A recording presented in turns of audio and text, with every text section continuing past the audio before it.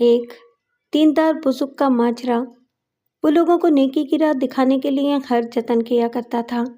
ایک ایسی ہی نیکی کا قصہ بعنوان بھنور، اور اس کے مصنف ہیں اردو ادب کے جانے مانے مصنف غلام عباس۔ تو آئیے کہانی کا آغاز کرتے ہیں۔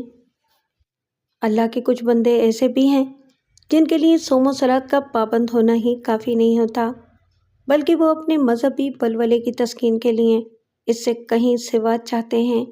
ان کی تمنا ہوتی ہے کہ جس نور سے ان کا سینہ روشن ہے، اس کی کرن دوسروں تک بھی پہنچے۔ وہ گمراہوں کی ہدایت کے لیے خطرناک جگہوں پر بھی جانے سے نہیں گھبراتے۔ انہیں نہ جان کا خوف ہوتا ہے نہ جگہ سائی کا، بلکہ اس کام کو وہ فریضہ سمجھ کر ادا کرتے ہیں۔ حاجی شفاعت احمد خان ایسے ہی دینداروں میں سے تھے۔ 50 کے لگ بھگ سن، بھاری بھرکم جسم مگر خوب گٹھا ہوا۔ معلوم ہوتا تھا کہ جوانی میں کبھی کثرت سے شوق رہا ہوگا۔ سرخ و سفید رنگ، چوڑا چہرہ، کڑبڑی داڑھی مگر خوب بھری ہوئی، آنکھیں بڑی بڑی شربتی رنگ کی جن میں ہر وقت سرخی جھلکتی رہتی، چہرے پر ایک جلالی کیفیت۔ لباس ان کا عموماً یہ ہوتا: خاکی رنگ کی شلوار، خاکی رنگ کی قمیض، 4 خانے کپڑے کا کوٹ، پاؤں میں نری قد جوتا جو ہمیشہ گرد سے اٹا رہتا، سر پر سفید صافہ کلہا پر بندھا ہوا، ہاتھ میں موٹے بید کی چھڑی۔ غرض لباس اور شکل و صورت سے وہ اچھے خاصے مرد مجاہد معلوم ہوتے تھے۔ حاجی صاحب صبح کو شہر کے ایک سرے سے جو گشت شروع کرتے تو شام ہوتے ہوتے پورے شہر کو جیسے کھنگال ڈالتے۔ ان کے جاننے والوں کا کوئی شمار نہ تھا۔ قدم قدم پر الیک سلیک ہوتی رہتی، کبھی پاؤ پاؤ گھنٹے سڑک کے کنارے ہی تلقین و ہدایت کا سلسلہ جاری رہتا، کبھی کوئی جان پہچان والا کسی ضرورت کے ساتھ لے جاتا، مگر گھنٹے 1.5 گھنٹے کے بعد وہ پھر گشت میں مصروف دکھائی دینے لگتے۔ وہ اپنی دینداری و بزرگی کی وجہ سے بڑے خدل عزیز تھے، یہاں تک کہ شہر کے حکام بھی ان کی عزت کرتے تھے۔ کبھی محلے میں کوئی آوارہ مزاج لڑکا جوا کھیلنے یا کسی فعل شنیعہ کے الزام میں پکڑا جاتا تو اس کا باپ حاجی صاحبی کی پناہ لیتا: حضور، اس نالائق کے ہاتھوں سخت عاجز آ گیا ہوں۔ میں نے تو کبھی کا آگ کر دیا ہوتا، مگر اس کی بد نصیب ماں کچھ کرنے ہی نہیں دیتی۔ جب سے سنا ہے کہ حوالات میں بند ہے، سر پیٹ پیٹ کر برا حال کر لیا ہے۔ اور حاجی صاحب کی سفارش پر تھانے دار معمولی سی تنبیہ کے بعد لڑکے کو رہا کر دیتا۔ ان کے رسوخ کی ایک وجہ یہ بھی تھی کہ کسی زمانے میں وہ خود بھی شہر کے اہلکاروں میں سے تھے۔ شروع ہی سے وہ نیک دل اور منکسر المزاج واقع ہوئے تھے، سادگی سے زندگی بسر کرتے تھے۔ اس کا نتیجہ تھا کہ انہوں نے ہر مہینے تھوڑی تھوڑی رقم پس انداز کر کے ایک چھوٹا سا گھر بنا لیا تھا۔ جب انہیں نوکری کرتے 20 برس ہو گئے تو حج کا شوق ہوا۔ اس فریضے سے فراغت پا کر ہنسی خوشی وطن لوٹے تھے کہ اچانک ایک المناک حادثہ ان پر گزرا۔ ان کا اکلوتا بیٹا، جس کی عمر 18 برس کی تھی، ہیضے کا شکار ہو کر 24 گھنٹے کے اندر اندر چل بسا، اور پھر اس کے 2 ہی دن بعد اس کی ماں بھی، جسے بیٹے کی تیمارداری میں چھوت لگ گئی تھی، اس کے پاس پہنچ گئی۔ اس واقعے کا ان کے دل پر ایسا گہرا اثر ہوا کہ انہوں نے لائق دنیاوی سے منہ پھیر لیا اور باقی عمر ہدایت اور تبلیغ کے لیے وقف کر دی۔ اسی زمانے میں ان کے سر میں یہ دھن سمائی کہ طوائفوں کی اصلاح کی جائے۔ بھلا کعبہ خانوں سے بڑھ کر معصیت کے اڈے اور کون سے ہو سکتے ہیں؟ چنانچہ ان کا دستور تھا کہ ہر جمعرات کی شام وہ قرآن مجید سبز جزدان میں رکھ کر سینے سے لگا کر طوائفوں کے بازار کا رخ کرتے اور انہیں گناہوں سے توبہ کرنے اور نیک راہ پر چلنے کی ہدایت کرتے۔ رفتہ رفتہ ان عورتوں کے گھروں میں ان کی آمد و رفت ایک معمول بن گئی۔ ان کی صورت دیکھتے ہی گانا بجانا بند کر دیا جاتا اور ان کی بند و نسا کو خاموشی سے سنا جاتا۔ اس کے بعد گھر کی کوئی بڑی بوڑھی یا نائکا ایسے لہجے میں، جو ہوتا تو نرم تھا مگر تان سے خالی نہ ہوتا، کہتی: حضرت، اپنے شوق سے تو ہم گناہ کرتے نہیں، یہ دوزخ لگا ہوا ہے، اس کو بھی تو بھرنا ہے۔ آپ ہماری گزر بسر کا انتظام کر دیجئے، ہم آج ہی اس پیشے کو چھوڑ دیتے ہیں، مگر انتظام معقول ہونا چاہیے۔ ماما گیری تو ہم کرنے سے رہے اور یوں انہیں وقتی طور پر ٹال دیا جاتا، مگر کبھی ان گھروں میں حاجی صاحب کی تحقیر بھی خوب ہوتی اور انہیں گناہ اور بے حیائی کے ایسے منظر دیکھنے پڑتے کہ شرم سے نظریں جھکا لینی پڑتی۔ ایک دفعہ ایک کوٹھے پر کسی ضیافت کا اہتمام تھا، بدقسمتی سے حاجی صاحب وہاں پہنچ گئے۔ ان کو دیکھنا تھا کہ ایک کہبا نے، جس کے منہ سے شراب کے نشے میں رات سی ٹپک رہی تھی، لپک کر ان کے گلے میں باہیں ڈال دیں اور ان کی لمبی داڑھی کے پے در پہ بوسے لینے شروع کرتی ہے۔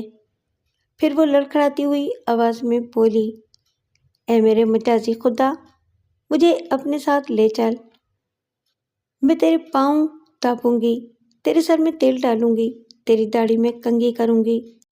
اور جتنی کہبائیں اور ان کے آشنا اس کوٹھے پر جمع تھے، یہ منظر دیکھ کر مارے ہنسی کے لوٹ پوٹ ہو گئے۔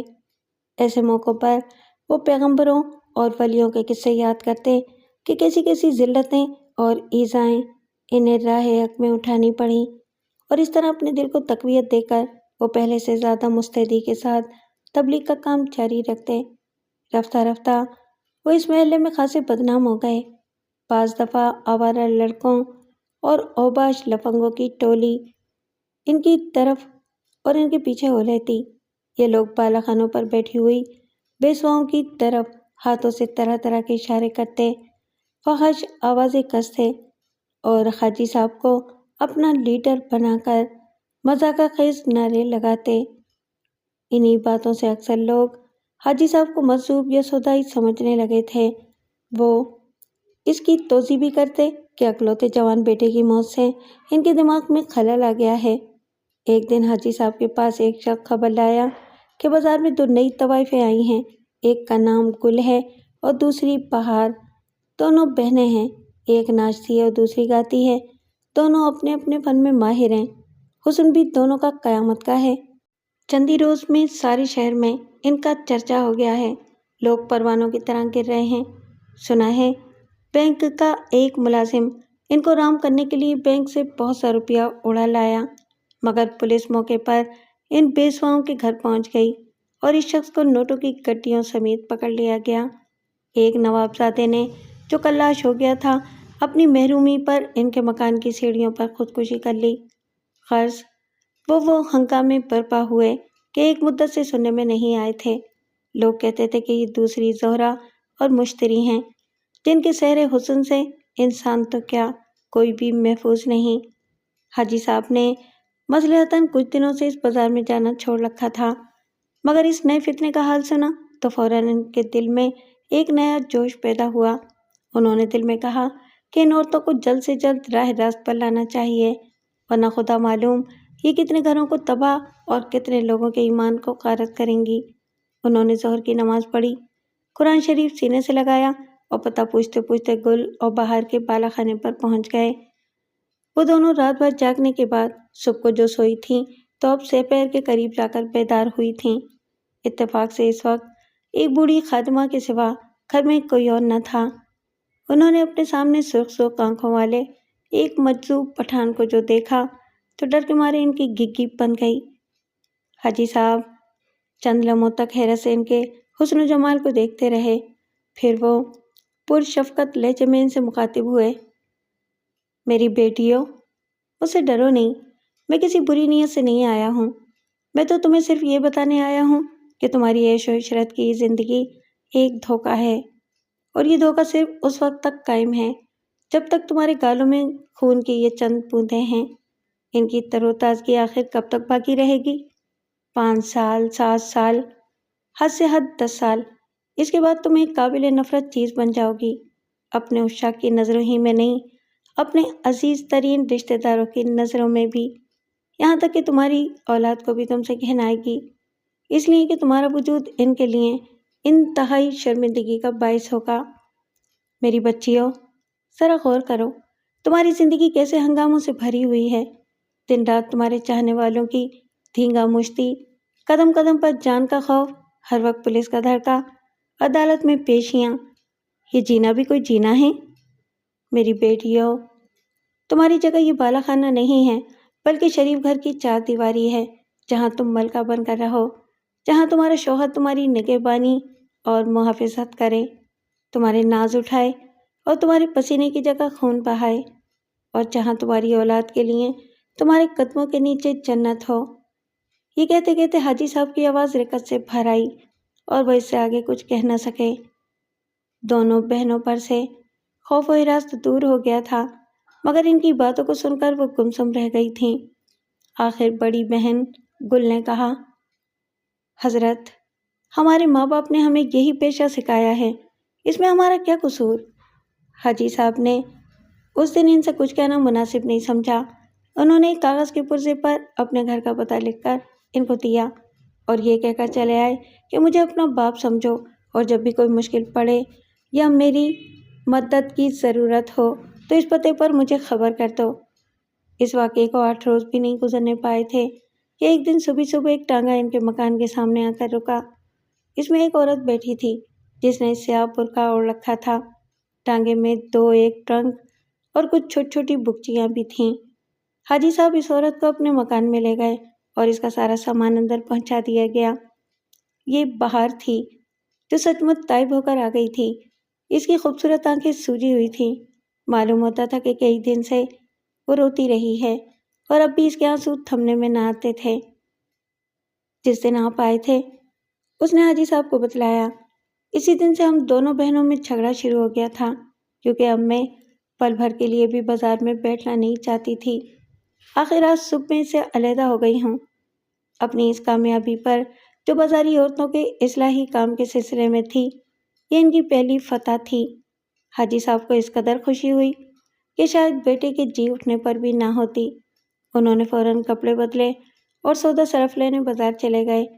ان کے پیچھے باہر نے جھاڑو لے کر سارے گھر کی صفائی کی۔ چولہا مدت سے راکھ سے بھرا تھا، اس کو صاف کیا۔ باورچی خانے کے فرش کو دھویا، پونچھا اور اپنے سگڑ پن سے ظاہر کر دیا کہ حسن و جمال، علم اور ششتر لب و لہجے کے ساتھ ساتھ وہ امور خانہ داری سے بھی ناواقف نہیں۔ چندی دنوں میں بہار نے، جس کا نام اب حاجی صاحب نے بدل کر بلقیس بیگم رکھ دیا تھا، اپنی خدمت گزاریوں سے ان کو یقین دلا دیا کہ وہ سچے دل سے توبہ کر کے آئی ہے، اور اگر کوئی شریف قدردان مل گیا تو زندگی اس کے ساتھ نبھا دے گی۔ حاجی صاحب کو اس سے سچ مچ ایسی الفت ہو گئی جیسے باپ کو بیٹی سے ہوتی ہے۔ ادھر بلقیس بھی دل سے ان کا احترام کرتی اور ان کے سامنے شریف گھرانے کی لڑکیوں کی طرح ہمیشہ اپنی نظریں نیچی رکھتی۔ اب حاجی صاحب کو بلقیس کے لیے کسی اچھے رشتے کی فکر ہوئی، کیونکہ وہ یہ خوب سمجھتے تھے کہ لڑکی کا اصلی گھر اس کے شوہر ہی کا ہوتا ہے۔ سرکاری ملازمت کے دوران میں حاجی صاحب کا ایک رفیق کار رحمت علی ہوا کرتا تھا۔ وہ حاجی صاحب کی بڑی عزت کرتا تھا، یہ بھی اس سے بھائیوں کی طرح پیش آتے تھے۔ وہ تو مدت ہوئی مر چکا تھا، مگر اس کے لڑکے انور نے حال ہی میں انجینئرنگ کا امتحان پاس کیا تھا اور اسے ایک معقول سرکاری ملازمت مل گئی تھی۔ انور حاجی صاحب کو ابا کہا کرتا اور اکثر ان سے ملنے آیا کرتا تھا۔ ابھی چند ہی روز ہوئے کہ وہ اپنی اس کامیابی کی اطلاع دینے آیا تھا۔ ابھی تک اس نے شادی نہیں کی تھی۔ بلقیس کے رشتے کے سلسلے میں ان کا خیال فوراً اس کی طرف گیا۔ وہ اس کے دفتر پہنچے اور اس کو شام کے کھانے پر بلایا۔ ادھر گھر آ کر انہوں نے بلقیس سے کہا، بیٹی، آج شام ایک مہمان آ رہا ہے، وہ میرے ایک نہایت عزیز دوست کی نشانی ہے۔ تم یہ میلے کپڑے اتار کر کوئی اچھا سا لباس پہن لینا، وہ میرے بیٹوں کی طرح ہے، اسے پردہ نہیں کرنا ہوگا۔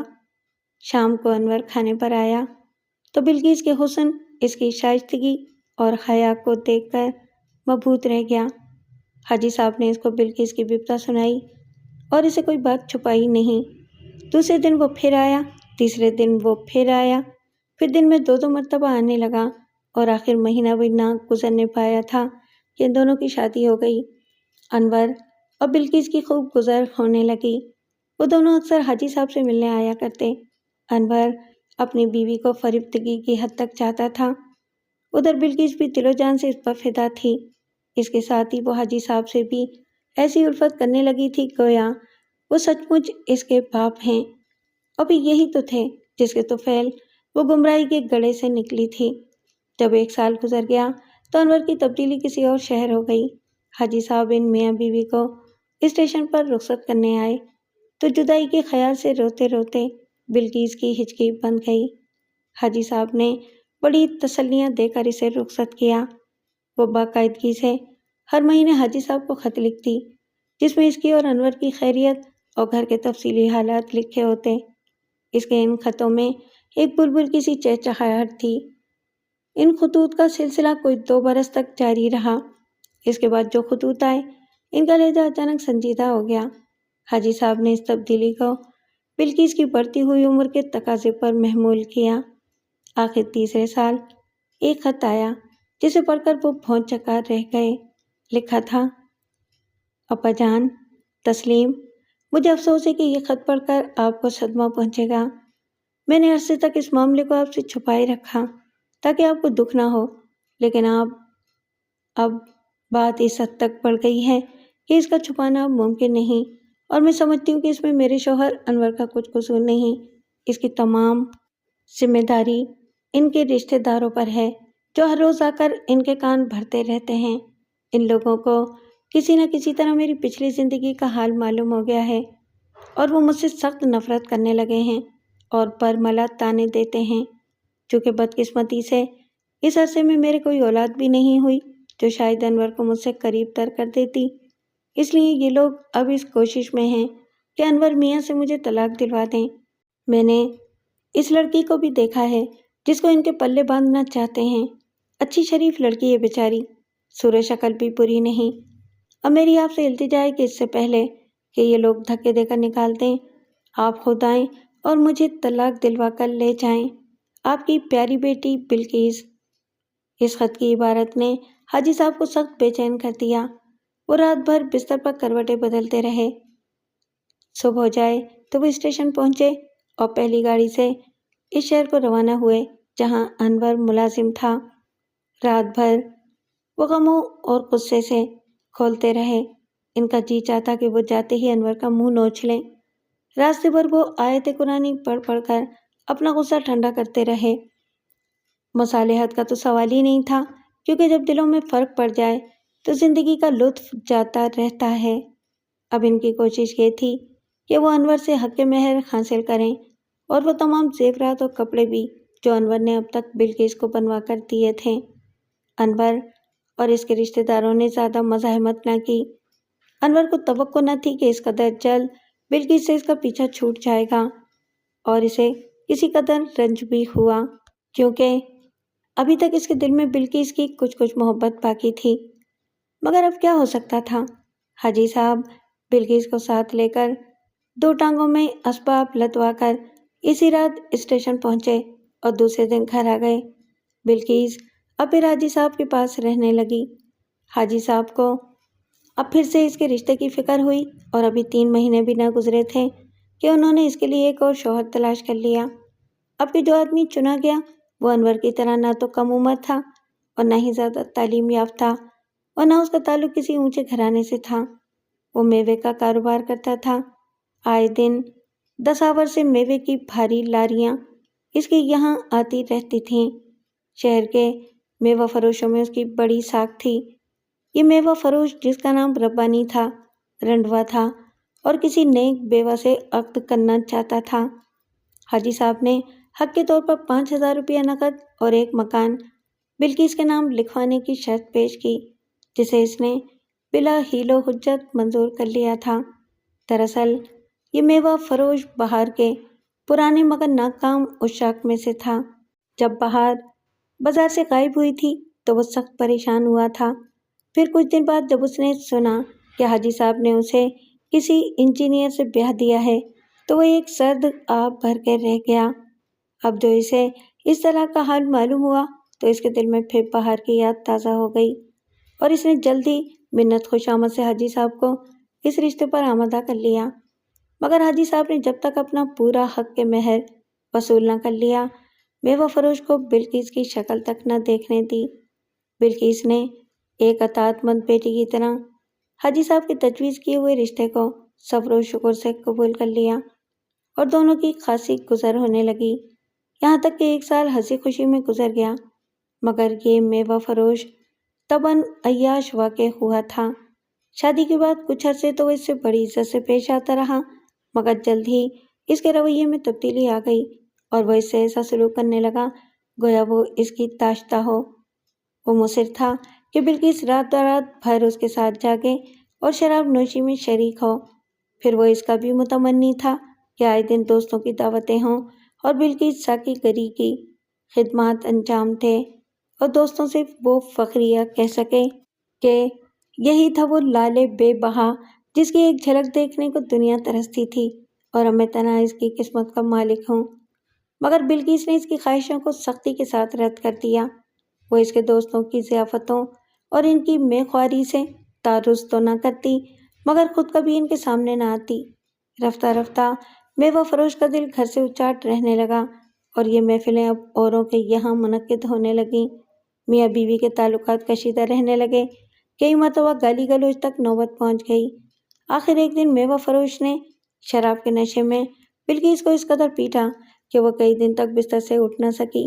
حاجی صاحب کو میاں بیوی کی ناچاکی کا علم تھا، مگر جب انہیں مار پیٹ کی خبر ہوئی تو ان کی آنکھوں کے آگے اندھیرا آ گیا۔ وہ اسی وقت میوہ فروش کے گھر پہنچے اور بلقیس کو اپنے ہمراہ لے آئے۔ میوہ فروش نے معافی مانگی، منت سماجت کی، مگر حاجی صاحب پر کچھ اثر نہ ہوا۔ انہوں نے کہا، اگر تم نے فوراً طلاق نہ دی تو میں تمہارے خلاف قانونی چارہ جوئی کروں گا۔ اب کہ بلقیس سال بھر تک حاجی صاحب کے گھر رہی، جب کبھی حاجی صاحب اس کے رشتے کا سوال اٹھاتے تو وہ تنک کر کہتی، ابا جان، آپ کو میری کیوں فکر رہتی ہے؟ میں آپ پر بھاری ہوں کیا؟ مگر ایک دور اندیش باپ کی طرح حاجی صاحب نہیں چاہتے تھے کہ بلقیس زیادہ عرصے گھر میں بیٹھی رہے۔ علاوہ ازیں اس کا مطلب یہ ہوتا کہ وہ اپنے اصلاحی کام میں ناکام رہے۔ ان کا منصوبہ ناقابل عمل ثابت ہوا، مگر ایک مرتبہ فتح حاصل کر کے اب وہ کسی طرح اس شکست کے لیے تیار نہ تھے۔ چنانچہ انہیں پھر اس کی شادی کی فکر دامن گیر ہوئی اور بلقیس کچھ تو حاجی صاحب کے اصرار سے اور کچھ اپنے مستقبل کے خیال سے تیسری مرتبہ پھر شادی پر رضامند ہو گئی۔ اب کہ حاجی صاحب نے شوہر کے انتخاب میں انتہائی عزم و احتیاط سے کام لیا اور مہینوں اس کے مزاج اور چال چلن کے بارے میں تفتیش کرتے رہے۔ یہ ایک نوعمر شخص تھا جو کسی دفتر میں معمولی کلرک تھا، حد درجہ کم سخن، بھولا بھالا، ناک نقشہ بھی اچھا تھا، البتہ ہاتھ پاؤں کا ذرا دبلا تھا۔ سارا دفتر اس کی سادگی، مزاج اور اطاعت گزاری کا معترف تھا۔ ایسے داماد کو پا کر حاجی صاحب پورے طور پر مطمئن ہو گئے۔ ادھر بلقیس نے بھی اسے خوشی خوشی قبول کر لیا، البتہ اس بات کی ذرا خلش تھی کہ وہ عمر میں اس سے 5 سال بڑی تھی۔ اس دفعہ حاجی صاحب نے اونچے خاندان اور روپے پیسے کا لالچ نہیں کیا تھا، بلکہ مصلحتاً غریب شوہر چنا تھا۔ اور پھر روپے کی ضرورت بھی کیا تھی، کیونکہ پچھلے مہروں کی رقمیں، گھر کا سامان، کپڑا لتا پہلے ہی وافر تھا۔ اس کلرک کا نام منیر تھا، اس کے آگے پیچھے کوئی نہ تھا۔ کم عمری ہی میں ماں باپ کا سایہ سر سے اٹھ گیا تھا اور اس نے یتیم خانے میں پرورش پائی تھی۔ بلقیس اور منیر خوشحالی اور فارغ البالی سے زندگی بسر کرنے لگے۔ رفتہ رفتہ محبت کے بندھنوں نے ایک دوسرے کو جکڑ لیا۔ بلقیس کو ایسے محسوس ہوا کہ جو خوشی انور سے علیحدگی کے بعد اس سے چھن گئی تھی وہ اسے پھر مل گئی ہے۔ ادھر منیر بھی آٹھوں پہر اسی کا دم بھرتا۔ وہ ایسا صالح نوجوان تھا کہ کسی قسم کا نشہ یا بری لت اس کو نہ تھی۔ دفتر سے چھٹی ملتے ہی سیدھا گھر کا رخ کرتا اور پھر بیوی کی قربت میں ایسا کھو جاتا کہ دوسرے دن دفتر جانے کے وقت ہی گھر سے نکلتا۔ دن پر دن گزرتے گئے، ہفتے، مہینے اور پھر سال، دونوں کی محبت بڑھتی ہی چلی گئی۔ اب حاجی صاحب بھی بہت ضعیف ہو گئے تھے۔ تبلیغ اور ہدایت کا وہ پہلا سا جوش و خروش ان میں نہیں رہا تھا۔ گھر سے کم ہی باہر نکلتے، مگر ان کو اطمینان تھا کہ بالآخر ان کی محنت ٹھکانے لگ گئی۔ اسی طرح 3 سال گزر گئے۔ اس دوران میں منیر کو نوکری کے سلسلے میں کئی جگہ تبدیل ہو کر جانا پڑا، مگر وہ جہاں کہیں بھی جاتے بلکیز حاجی صاحب کو اپنی خیریت کی اطلاع دیتی رہتی۔ ایک دن حاجی صاحب کو ایک خط ملا جسے پڑھ کر اچانک ایک مرتبہ پھر دنیا ان کی آنکھوں میں اندھیر ہو گئی۔ بات یہ تھی کہ منیر کی صحت پچھلے سال سے دھیرے دھیرے گرنی شروع ہو گئی تھی۔ منیر کا ہر وقت گھر میں پڑے رہنا، کھیل تفریح میں حصہ نہ لینا اس کی تندرستی کے لیے ضرر رساں ثابت ہوا۔ اسے ہلکا ہلکا بخار رہنے لگا تھا اور کبھی کبھی کھانسی بھی اٹھنے لگی تھی۔ ڈاکٹروں کی رائے تھی کہ یہ ابتدائی دق کے آثار ہیں اور انہوں نے مشورہ دیا تھا کہ دفتر سے طویل رخصت لے لی جائے اور اسے کسی صحت افزا پہاڑی مقام پر رکھا جائے۔ خط کی آخری سطور یہ تھیں، لیکن میرے پیارے ابا جان، آپ اس خبر سے زیادہ پریشان نہ ہوں۔ ڈاکٹر نے کہا ہے کہ منیر میاں سال بھر باقاعدہ علاج کرانے سے تندرست ہو جائیں گے۔ میں خود ان کی تیمارداری کروں گی اور جس صحت افزا مقام پر وہ رہیں گے میں ان کے ساتھ رہوں گی، مگر اس میں 300-400 روپے ماہوار اٹھے گا، سو اس کی آپ فکر نہ کریں۔ وہ جو میرے نام مکان ہے اسے فروخت کر دیں، آخر جائیداد اسی قسم کی ضرورتوں کے لیے ہی تو ہوتی ہے، جان ہے تو جہان ہے۔ امید ہے کہ آپ ان تمام باتوں کا مفصل جواب لکھیں گے یا خود تشریف لائیں گے۔ آپ کے دیدار کی طالب بلقیس۔ اس خط کو پڑھ کر حاجی صاحب گمسم رہ گئے۔ اچانک دل میں ایسا ذوف محسوس ہوا گویا ان کا آخری وقت آ پہنچا ہو۔ 2 دن تک وہ گھر سے باہر نہ نکلے۔ تیسرے دن جب ذرا طبیعت سنبھلی تو وہ لاٹھی ٹیکتے ہوئے اٹھے اور جائیداد کی فروخت کے سلسلے میں کسی دلال کی تلاش میں تھے۔ قدم گھر سے باہر رکھا ہی تھا کہ ایک ٹانگا ان کے دروازے کے سامنے آ کر رکا۔ اس میں ایک برقع پوش خاتون بیٹھی تھی، ساتھ کچھ سامان تھا، 2-3 ٹرنک، ایک اٹیچی کیس۔ حاجی صاحب ٹھہر گئے۔ ان کی صورت دیکھ کر اس خاتون نے چہرے سے نقاب اٹھا دی۔ اس کا سن 30-35 برس سے کسی صورت کم نہ ہوگا، مگر اس حسن میں ابھی تک غضب کی شادابی تھی۔ میں باہر کی بہن گل ہوں، اس نے بڑی لجاجت سے کہنا شروع کیا۔ 10 سال ہوئے جیسے حضور نے میری بہن کو دین اور آخرت کی راہ دکھائی تھی، ویسے ہی مجھ پر بھی کرم کی نظر ہو جائے۔